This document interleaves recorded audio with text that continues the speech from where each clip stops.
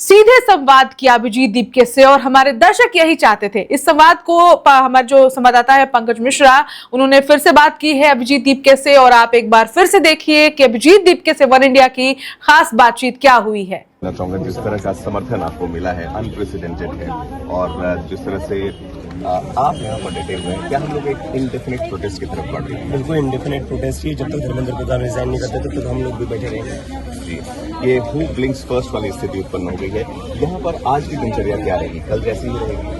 कल जैसी रहेगी। अभी कई सारे संगीतकार आ रहे हैं और मुझे बोला गया है कि दोपहर को कुछ किसान नेता भी आएंगे, तो वो भी हमारा समर्थन देने के लिए आ रहे हैं। अभिजीत, वन इंडिया पर जो सीधा प्रसारण अभी तक चल रहा है उसमें लोगों का ये कहना है कि अभिजीत से आप एक सवाल जरूर पूछें। अमेरिका की एक आसान और अच्छी जिंदगी थी, आपने चुना यहाँ पर आना, लोगों के साथ खड़ा होना, आपको कभी डर नहीं लगा? सर, मेरा देश है, मेरा घर है। अगर मुझे अपने देश और अपने घर पर आने में डर लगेगा तो क्या बात रह जाएगी इस देश में। मुझे तो कैसे डर नहीं है, मेरा ही देश है ना, वो मेरा ही घर है ना। अपने भाइयों के बीच आए हो सर, तो डर किस बात का? अभी अगर हम इस प्रोटेस्ट मॉडल की बात करें, मैं जानता हूँ ये एक रफ स्केच की तरह जरूर शुरू हुआ था, लेकिन बहुत ही प्लान वे में आप लोग चल रहे हैं। क्या मैसेज बनता है आपकी टीम को कि ये शांतिपूर्ण भी रहे लेकिन इफेक्टिव भी रहे? सर, ये पूरी तरह शांतिपूर्ण रहेगा और इफेक्टिव इसलिए रहेगा क्योंकि हर जो प्रोटेस्ट देश में चला है थोड़ा लंबा संघर्ष करना पड़ा है। महात्मा गांधी को भी काफी लंबा संघर्ष करना पड़ा था। जब वो तुरंत वापस आए थे अफ्रीका से, उनको तुरंत आजादी नहीं मिली थी इस देश को, उनको भी काफी लंबा संघर्ष करना पड़ा था। इस देश के किसान भी 1 साल तक सड़कों पर बैठे हुए थे, उन्हें भी काफी लंबा संघर्ष करना पड़ा था। तो अगर संघर्ष करने की बात हो तो हम भी कर लेंगे। आप सुन रहे हैं अभिजीत दीपके को। अभिजीत दीपके ने वन इंडिया के संवाददाता पंकज मिश्रा से खास बातचीत की और सभी मुद्दों पर बातचीत की, चाहे वो नीट का मुद्दा हो, चाहे वो किसानों का मुद्दा हो। उनका कहना है, इनफैक्ट आप सुन रहे थे हमारे लाइव में ही अभिजीत से किसी ने ये सवाल पूछा था, बिहार में जो भरत भूषण तिवारी का इनकाउंटर हुआ है, सबको पता है, मैं इनकाउंटर क्योंकि लाइव विजुअल्स आप देख पा रहे हैं हमारे स्क्रीन पर, बातचीत करना भी जरूरी है ताकि आपको कॉन्टेक्स्ट मिलता रहे कि किस संदर्भ में ये लाइव चल रहा है, किस संदर्भ में हम बातचीत कर रहे हैं। विजुअल्स आप मिस ना करें क्योंकि विजुअल्स जो आप देख रहे हैं अभी स्क्रीन पर, ये लाइव चल रही हैं, सीधे जंतर मंतर से हमारी टीम आपके लिए प्रसारित कर रही है। हम आपको उसका कॉन्टेक्स्ट देने के लिए बैठे हैं।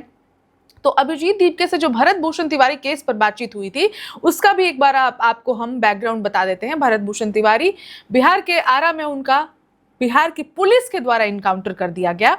पुलिस का आरोप है कि भरत भूषण के पास इलीगल वेपन था, उनके पास एक बंदूक थी और उन्होंने उस बंदूक का इस्तेमाल किया पुलिस पर। लेकिन इसका दूसरा पक्ष, दूसरा पहलू ये है कि भरत भूषण तिवारी हर वक्त अपने फेसबुक से लाइव रहते थे, अपने सोशल मीडिया हैंडल से लाइव होकर अपने सारे एक्टिविटीज को दिखा रहे थे। मीनवाइल मेरी बातचीत के साथ आप स्क्रीन को मिस ना कीजिए क्योंकि स्क्रीन का जो है आपका प्रोटेस्ट जो है आप वो देखते रहिए और मेरी बातचीत को भी सुनते रहिए।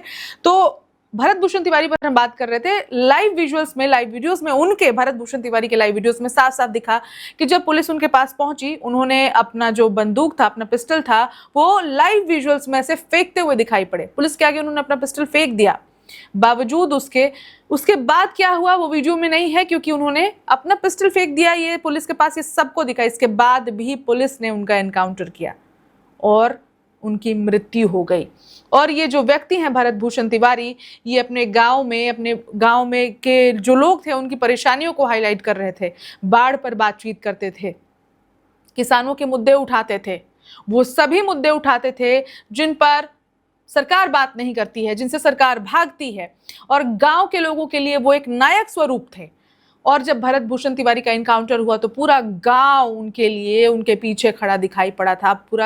पूरे बिहार से अलग अलग लोगों की बातचीत, अलग अलग वीडियोस सामने आई, सभी इमोशनल थे और सभी एक रट से प्रशासन को उसका आईना दिखा रहे थे, उसकी गलतियों को गिनवा रहे थे। हालांकि इस पर क्या होगा आगे पता नहीं, लेकिन अभिजीत दीपके ने भी वही बात कही कि जो भी युवा इस देश के व्यवस्था के खिलाफ आवाज उठाता है, उसकी आवाज दबाने की कोशिश की जाती है। इसी संदर्भ में उन्होंने किसानों की बातचीत की। Subscribe to One India and never miss an update. Download the One India app now.